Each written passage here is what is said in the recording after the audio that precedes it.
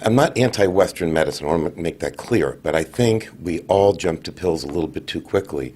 And for things like insomnia, anxiety, chronic pain, depression, the majority of people get substantial relief with cannabis tinctures.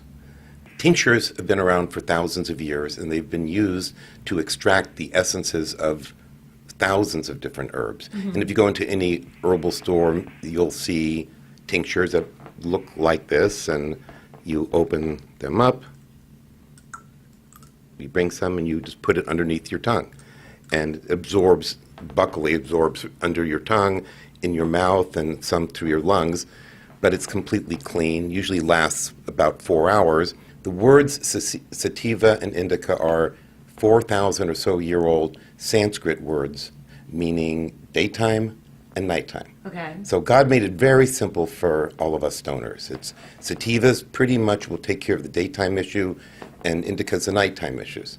Now, there are exceptions, of course. I mean, if somebody has a lowered immune system, they're going through chemotherapy, HIV, cancer, these people will be using indicas a lot during the day as well. How exactly are these made?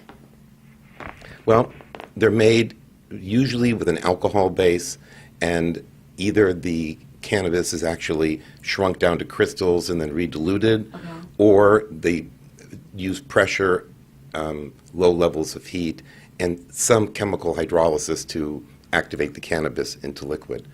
However, you can make them very, very simple. They're not going to be exactly the same strength, but I posted a recipe on my blog, at greenbridgemed.com, on how to make one with simple vegetable glycerin and just grinding your cannabis in your coffee blender when your spouse isn't looking, and then mix them together for 24 hours in a crock pot on keep warm. The real point of the medicine isn't to get people high, isn't to get people stoned, is to get people feeling normal. At least that's what I'm interested in 99% of the time.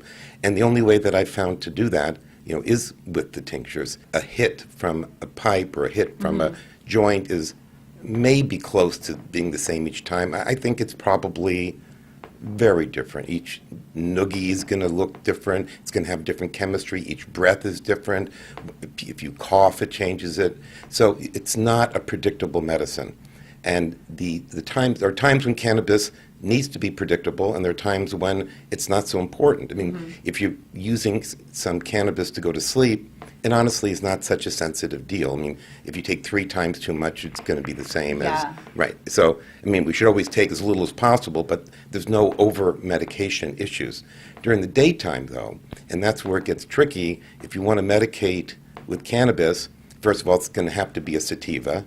And secondly, there are very few people's jobs who encourage smoking on site, so it's going to have to be a tincture. So daytime use to keep, that stress from just, getting to us, or people who have back pain, hip pain, neck pain, whatever. I mean, if they're popping Advil during the day, I think that's far more dangerous than taking a few drops of a tincture. This is the future. I think it's the past and it's the future. Yes.